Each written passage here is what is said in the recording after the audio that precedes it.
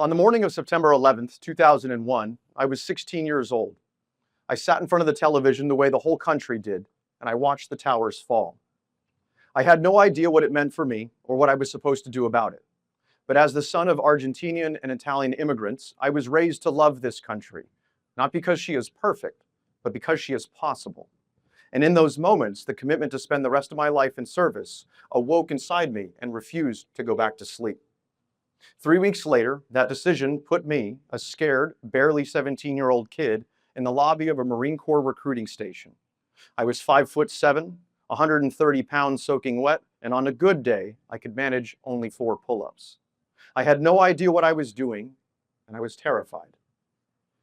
There was an 8-point Marine Corps cover sitting on the corner of the recruiter's desk, the standard one every Marine wears. I asked him if I could borrow it for a minute. He gave me a look like he couldn't quite figure out what I was up to, and then he shrugged and said, "Okay, go for it."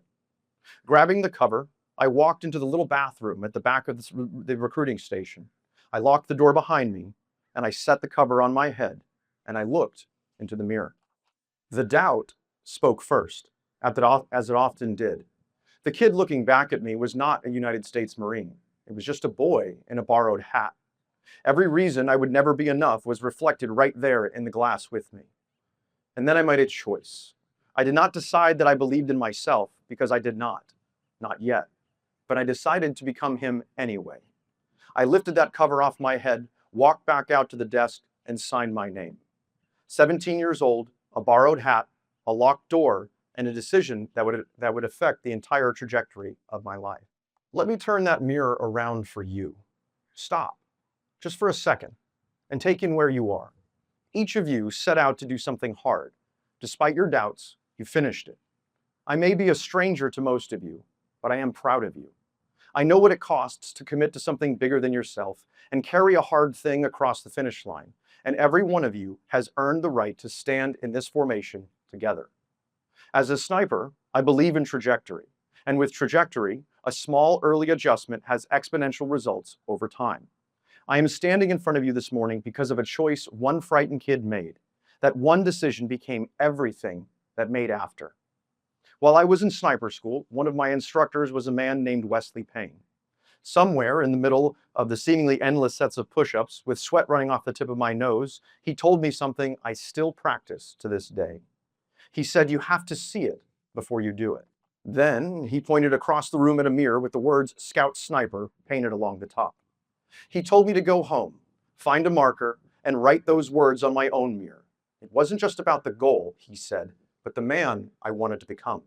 So every single morning, before I walked out the door, I would look at exactly who I was working to be. Visualization can sound like a soft word, right up until the moment where it isn't. Snipers learn it in the most literal way there is. See what you want the bullet to do. See it exit the barrel. Watch its path, its flight, all the way to the target, before you've even pulled the trigger. That's not a marksmanship lesson. It's a life lesson. There's a quote from a man named 𝗀𝗀𝗃 who captures this. Look at a person for the way they are, and they only become worse. Look at a person as they could be, and they become what they should be. We usually say that about other people, about how we ought to see them and lead them and raise them. But it is every bit as true when looking in the mirror. See who you could be and start becoming that person. That's what visualization is. There's no magic in it. Transformation is never one bright moment of inspiration. It's the slow stripping away of who you were and the harder, better work of deciding who you will become. The first thing I'm going to ask you can be done tonight. Pick one goal, not the whole mountain, just the next real step up it. Something you can reach in the next few weeks. Then find a mirror, grab a dry erase marker, and write that goal across the glass. And look at it every morning before the day gets its hands on you. Look, even on the mornings, the doubt is doing all the talking. And trust me, it will be talking. Decide first. Let the belief catch up to you later. In recon, our lives depend on 2 things: our ability to navigate the cold and unforgiving oceans at night, and one another. The rubber raiding crafts we used weighed close to 600 pounds fully loaded. Every morning while in training, we hoisted one up onto our shoulders and carried it 3.5 miles across the sand to reach the water. It took a team of 6 of us to move that boat. Not 5, not 4, 6 shoulders, and never one fewer. The boat itself made carrying it alone impossible, and that was the point. Some mornings I was wrecked. No sleep, my shoulders and legs on fire, and I felt the pull to sink an inch under that boat and let the team take my share. Nobody would have known but me, and the temptation was real. But I knew the heaviest thing I carried with 5 other people whose shoulders were under the same weight as mine. Everything worth carrying in this life is built like that boat.